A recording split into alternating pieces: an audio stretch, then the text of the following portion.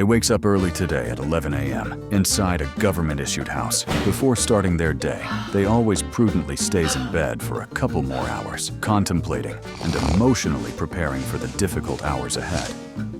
When they finally rolls out of bed, it's not to walk, but to drive out of their bedroom in a wheelchair.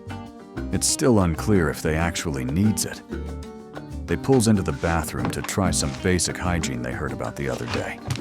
But when that wasn't a good fit for them, they gives up completely and moves on to their favorite part of the day, breakfast. And they finally breaks their very self-disciplined and honorable intermittent fasting, which started last evening after dinner. Hey, stop laughing. I had to skip midnight snack. As they is eating, another phone call comes in from a Fortune 500 company.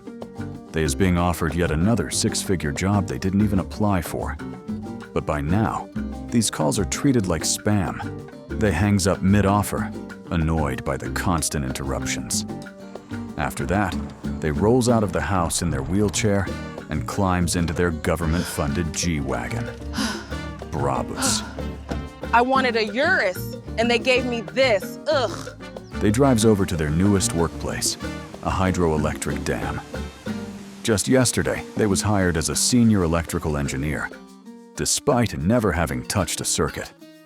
The moment they enters the office, their boss is overwhelmed with admiration, and in a historic act of wokeness, he straight up fires himself and promotes them to be the new boss. They mumbles whatever they uses in place of a thank you, and they wheel into the boss's chair, actually a big fat couch, and spend half an hour getting comfortable, after which they begin sleeping, or, as they likes to call it, working. Being well-rested constitutes 90% of getting a job done right. And this was well said, because at their job, they did in fact sleep 90% of the time. After they tossed and turned and was about to take melatonin, came time for their favorite part of the day, lunch. I am signing an executive order for you to subscribe immediately. So we could make better content and release more often. Click subscribe now. They orders from a high-end gourmet restaurant, and it's delivered by a courier who bows respectfully at the door without saying a word because he knows it's risky. But they pretends that he misgendered them anyway, just to spend the next hour eating and lecturing him between bites. After lunch, they summons the strength to ask ChatGPT to write a sloppy report that's due at the end of the day. Not that anyone will read it anyway. As they is writing their prompt, their poor, overworked soul, unfortunately, completely accidentally falls asleep. At some point in the afternoon, the big boss comes in, barely able to resist the temptation to fire himself and promote them to his position.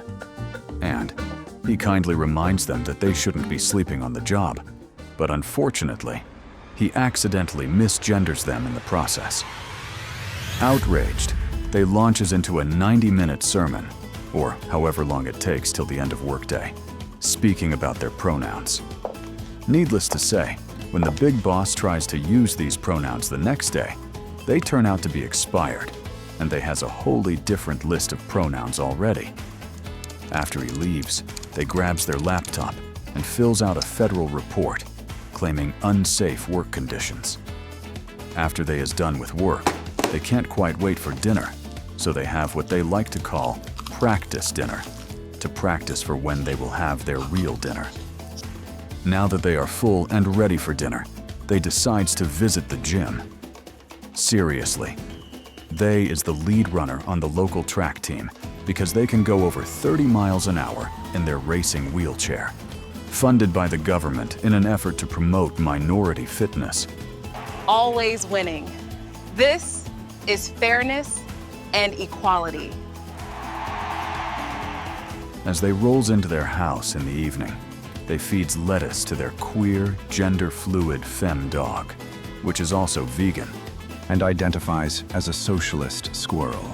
As they moves to her bed, they accidentally reveals they doesn't need the wheelchair, but we won't talk about it. As they is falling asleep, they feels proud of how much they was able to sleep today and how much they was able to eat today.